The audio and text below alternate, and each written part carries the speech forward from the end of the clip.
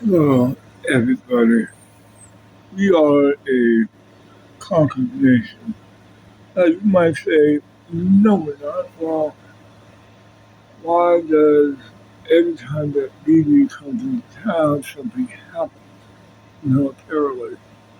Why is it that gas prices are so goddamn high that we can't get basic goods, but Israel has universal health care, universal college, and all universal shit, while we're struggling to make ends meet. We send roughly from what I hear 18 million or 18 billion to them for no in economic aid, but we get no benefit except with a 1948 mandate that when they went into what was once Palestine, now it's Israel, that they are slowly taking over. The point that I'm trying to make is we are an occupied nation by the state of Israel. Those are facts, not hyperbole. What if you notice how decisions are made is based on power structure. Power structure tells me that every time Bibi says jump, Donald Trump says how high. Donald Trump claims to have the American people's interest at heart. But is that truly the case? Don't pay attention to what he says. Look at what he does and the moves that he makes. He's effectively doing double speak. Telling you one thing but doing another. Sleight of hand. And what I'm driving at with all this, they might think I'm full of shite, and in essence, we are all full of shite. But I'm telling you this as I sit here in my house. It is evidently clear we are an occupied nation. But you guys claim that the Democrats and Republicans, what if I told you it was all a choreographed play? And the people that are making the decisions about this country don't care about the law as long as they can control the money. I think with Adam Weishaupt or one of them cohorts that literally said, I don't care how much money, how many laws, they can write balls till they're blue in the face. But as long as I can control the money supply, we're good to go. And that's where I believe the Federal Reserve came in. They realized they could not control a country that does not have a certain thing. But yet we're told, like good little sheep or Goyim, to keep going back to work. But yet we our lives get worse while Israeli and European lives get better. Why is that? Because from what I'm gathering, the best I can, our lives were never met. We were the backbone, but now we are the laughing stock.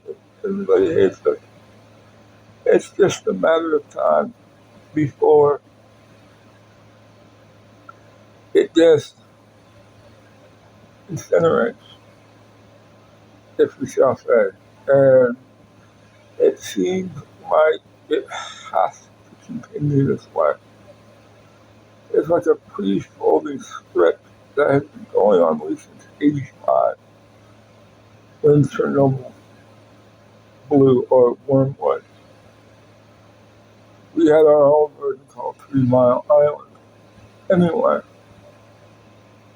what I'm driving at is it's just a matter of time before the sequence of events continues and the conclusion is acute and is ever present. Now, you can call me an a-hole. I don't care.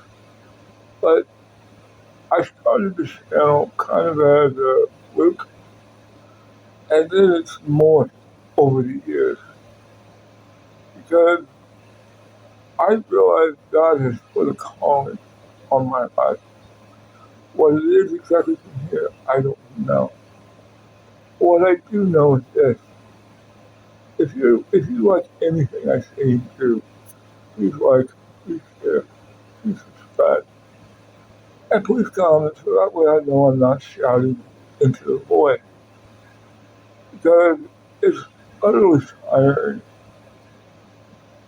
to see my countrymen be led around by the nose of foreign powers while we're a puppet nation that is the quote unquote attack dog of other nations.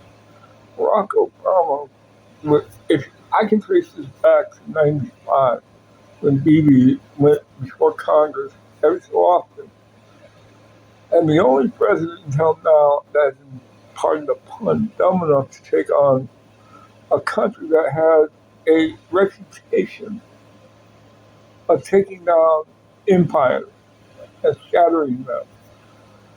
We're no different. If you look back in his biblical history,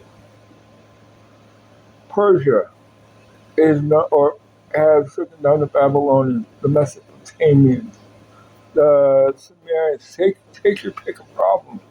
They've done that, and they survived to the current day. Why is that? Because they know the human psyche better than we know it ourselves. Now you can call me a pissant or a Democrat or a Republican. I don't care. Mentally, my brain is broken. I've tried my best to explain people from a simple Iowan perspective.